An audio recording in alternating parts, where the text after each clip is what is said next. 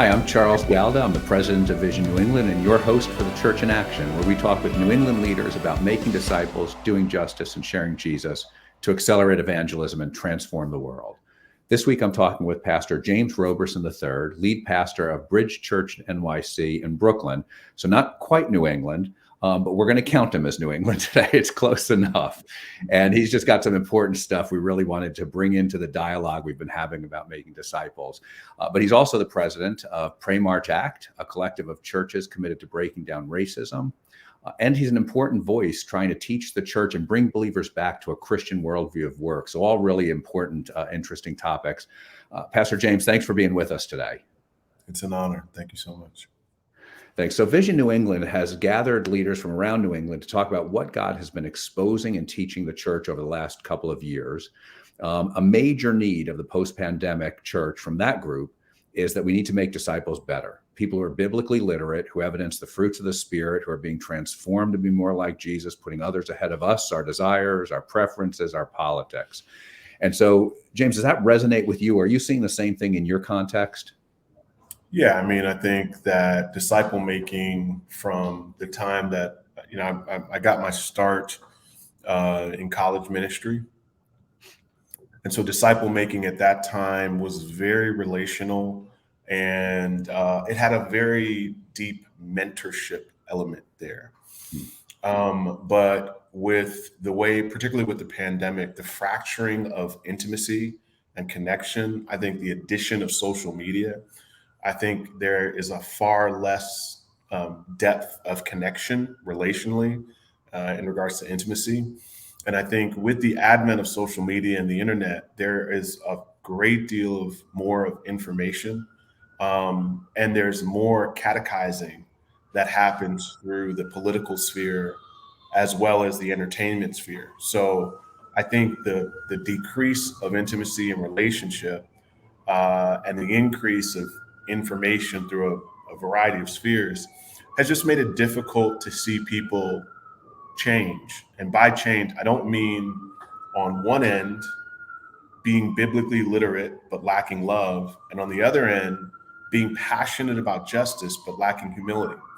I think at the end of the day, Jesus was very clear that disciples would be known by love for one another. And that's has always been a challenge, right? I mean, that's always been a distinctive challenge. But we cannot know if someone is loving if they're involved in a march, and we cannot know if someone is loving if they are able to quote the words of Jesus. We know someone's loving by seeing fruit in their life. And one of the things I always say is that, the fruit of the Spirit is love, joy, peace, patience, kindness, goodness. It is not me saying I'm patient. It's actually my wife saying I'm patient. That's because the fruit is someone taking the orange off the tree, making orange juice and saying, that's good. The tree doesn't say it's good. The drinker of the juice says it's good. So we cannot tell if someone's maturing unless we see them in the tension of differences, in the process of reconciliation. So all of that is a journey we go on, and it's become more difficult, but it's obviously still worth it. It's funny you say that. I'm remembering years ago when my doctor, I was getting my physical, and his question was, does your wife say you're under a lot of stress? And I'm like, why would you ask me that? And the answer was the same thing. You have no idea whether you're under a lot of stress. Your wife does. And so it's the people around us. But there's a challenge, I think, even in what you're saying, and Jesus says, right, judge by the fruit.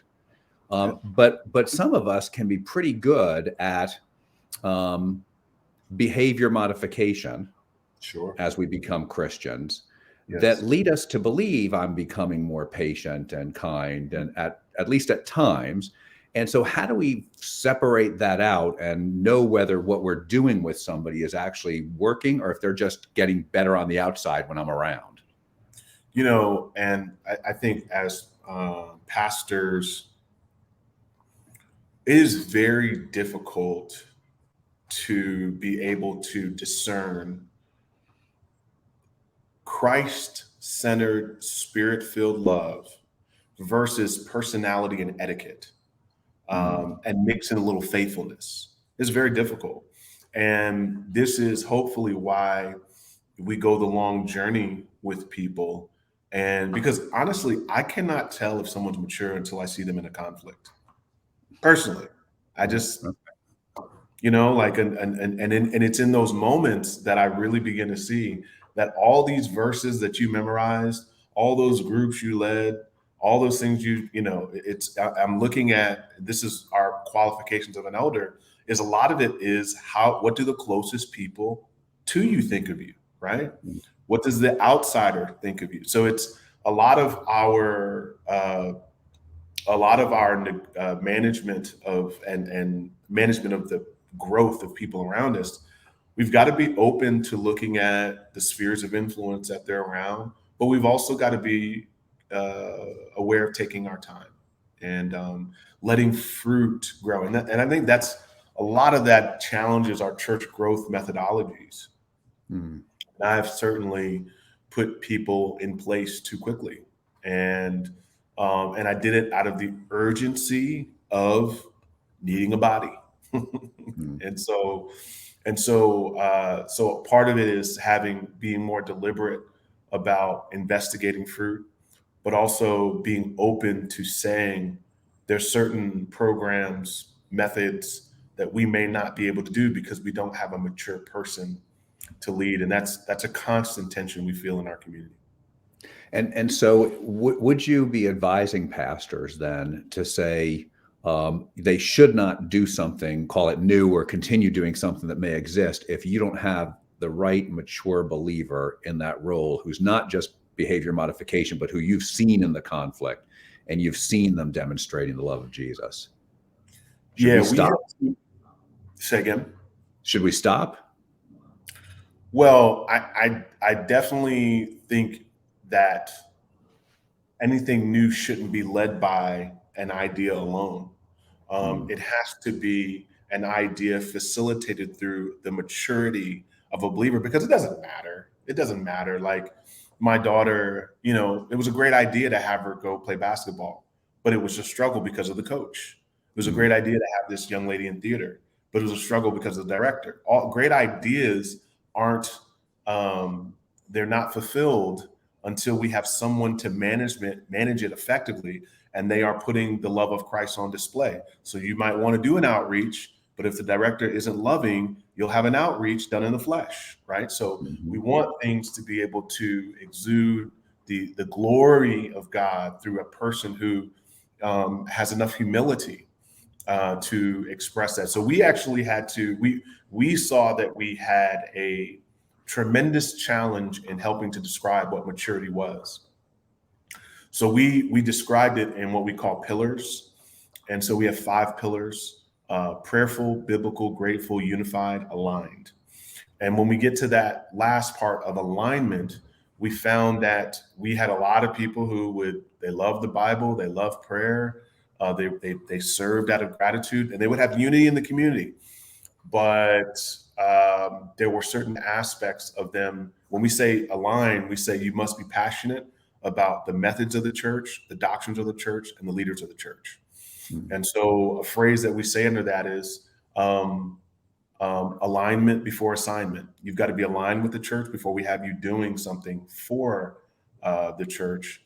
And so those are all things that we've just learned over time, because the minute someone, one of the things we always say is that when you become interested in God, Satan becomes interested in you.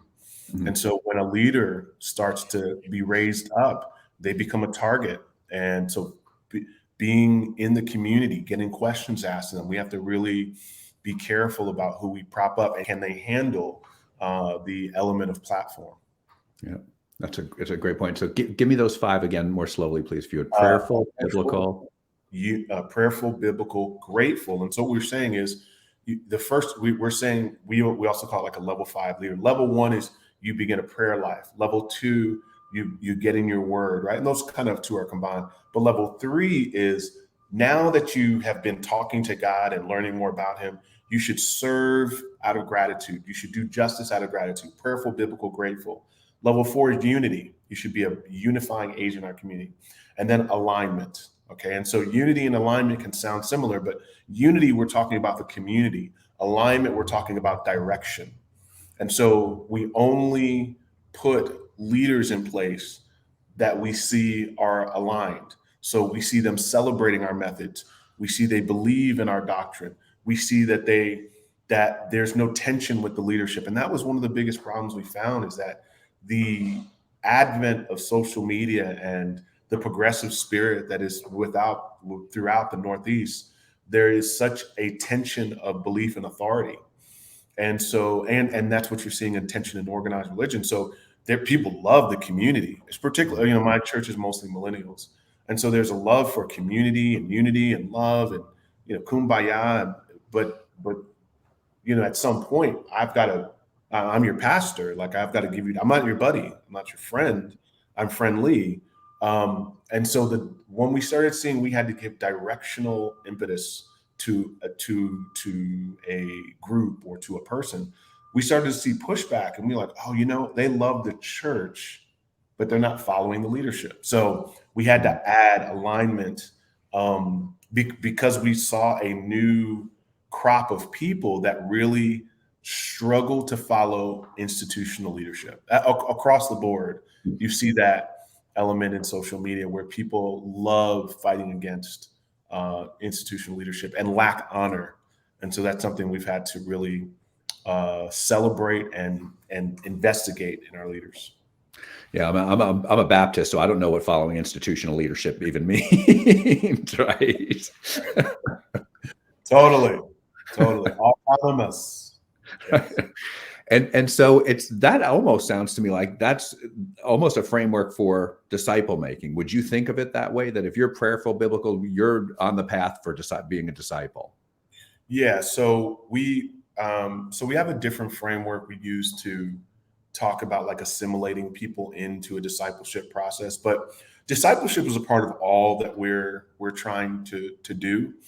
But we had to imagine in our mind what a mature believer was. One of the things that I've concluded being here in the city is my discipleship systems and methods have really been blown up. A lot of my training came in the South. I used to work for Campus Crusade for Christ, and I worked for large mega churches down there. And so a lot of things were, baseball diamond kind of stuff, first base, second base, third base. And when you're dealing with somebody who's on Hamilton, or who's on Wall Street, or who is at Columbia University, your level of margin that you have with them is so limited. So it's hard to, people don't get to third base because you have this environment-based method of discipleship. Now, don't get me wrong, we still have environments, we have groups and things of that nature, but we had to think more philosophically. We had to think more principle-wise, because we found that trying to hold on to people to get them to another base was like trying to grab water. And so we had to help our leaders imagine what does maturity look like, because we can't just base everything about getting Susie to third base, because she's not at home playing PlayStation. She is on a subway right now. She is trying to advance her career. And people who move to New York City or are trying to advance in New York City are probably giving the most effort they've done in anything in their lives. So we want to honor the fact that people in our community have less margin. So we have to think more principle wise as opposed to programmatically. So we try to have a discipleship ethic in envisioning what a believer can be. Because the last thing I'll say to that is, one of the things we always tell our people is you've got to own your own growth. Like, we can set up environments, we can create programs, but we are in a period of time where the Holy Spirit has been given to us. And we have the opportunity to read the Word of God. And we are in an information age. And on a basic level, we can do the sermons, and we can create the environments, we do small groups, we do all those things. But what I found is there has to be a hunger and a desire, as it talks about in Peter, to add to your faith. And until that happens, no program, no method, no group, no environment can stimulate the hunger to transform and renew your mind. That's got to be the Spirit of God prodding you to do that. And we changed in that because we had Bobby and Wendy in first, second, third, and they weren't changing. But I saw other people who were just, you know, growing, and it wasn't environment based. So we do those environments, but we don't presume it's like putting chocolate chip cookies in the oven, and then once the bell rings, I'm going to be able to serve them out. We realize it's an environment, but it is not. Um, it's not like ingredients. It doesn't mean we're exactly going to get that. And I think that's problematic when we approach our environments that way. Hopefully that made sense.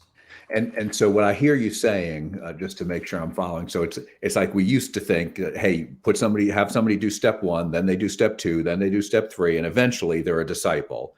And you're Yeah, saying not so much anymore. yeah. So you talk about being principle based. And what do you mean? What are the principles Well, that are involved? again, we so we created those pillars as a means of a filter to look at people through. And we no longer presume that just because you've been participating in one of our environments, that pillar got produced in you. You may come from the business world, and one of the things that we've found is people who have come from the street, they've come from hard times, just got out of lockup, they have a deeper sense of gratitude than the person who's biblically astute. Mhm. And I didn't, that wasn't an environment created. That was a trial you went through. Mm. So if I can teach my people to have the right lenses to look at disciples, then I won't presume, I just won't predict because you went through 101, you are at a 201. But maybe I can just look at their lives and see if you're a person that's grateful. Are they serving? Are they about justice? Are they biblical? How do they make their decisions? So we put questions underneath those in order for our people to just think principally about what a mature believer was. One of the last reasons I had to do that is because I'm 45 and I am one of the oldest people at my church. I think I might be the oldest person at my church. The average age of my church is 26. Wow. And so it's very easy to presume that personality and maturity are the same thing. And I found that there were popular people that were raising up, and everybody's like, have you listened to this person? I'm like, and I know their life. I'm like, yeah. I'm trying to pretend like they're not wilding out. So again, I'm just trying to frame it in that I'm trying to give all my people lenses as to what maturity looks like. I think that's what Paul was doing when he talked about the fruit of the Spirit. I think he was trying to give imagery through agriculture. Jesus does the same thing through imagery. He's just trying to describe what maturity looks like. I think Paul does the same thing in 1 Corinthians 5 when he talks about people who will not inherit the kingdom. Right? He gives all these descriptions about greed, homosexuality, all these different things, to saying these people won't inherit the kingdom. He's using behavior as not saying if you do these practices you don't get into the kingdom. He's just saying these are descriptors of someone who doesn't look like they are in the kingdom of God. And so that's all we're trying to do, is to give some anchoring pillars to And describe. It's like, And when you talk about personality versus maturity, personality, I'm thinking you mean charisma, popularity, which we judge by a lot, and then inevitably are disappointed when we find out they're just as flawed as we are, or maybe more. yeah. Well, I mean, and this is what I'm sure a lot of pastors are dealing with, in that I've been amazed at how much information people know now. It's just stunning. Um, and and so I have to be careful about who I get impressed by. I have to be very careful about that as a leader, because sometimes I'm in a crisis of leadership. I have a thing I want to do right now. We have two. We do this thing called growth groups. We have two leader opportunities that we need, and so it's very easy to try to make someone into something they're not, because they've been around and they seem kind, and so I have to give them time. But yes, charisma, personality, sometimes just being sweet. There's not people who stand out. It's just people who, people can be quiet, but over time, when you see them in conflict, or you might learn about, a lot of people have changed, Charles, and we know this in the Northeast. A lot of people have changed a lot of their doctrine in regards to sexuality, not based upon a verse, but based upon a relationship. Yeah. And so that becomes an indicator over time. So we've just got to go the long haul with people and see fruit. And so if there's ground to make up on, or course correction maybe is a better way for the church, where it's not to say we've not been making disciples and that some churches aren't excellent at it, but on the whole, it looks like we've got some gaps, especially as it relates to partisan politics, it seems. How have we gotten here, and what do we need to do about it? Well, I mean, man, it's tough. Yeah, on It's both tough. sides on partisan politics, right? We see it on Yeah. both sides, right? Yeah, no, it's tough. Well, I mean, I have a hard time deciphering how much a person is actually making their decisions because God said so. Um, I find that a lot of people are not, just going back to what I was talking about, information. A lot of people are informed, but they're informed because they have talking points. Like they haven't read a book on this subject. They haven't gone to school about this subject. They haven't even had a conversation with a scholar or a leader. They literally saw a 2-minute video somewhere on TikTok, on Instagram, something on Facebook. They saw a meme. And because they saw something and their brains work in a certain way, they're just able to fill up with all these talking points. And it's very easy. We had a girl one time. This is such an indicator of this. We had a young lady one time who she showed me a meme. Oh, it was a meme. Yeah, a meme.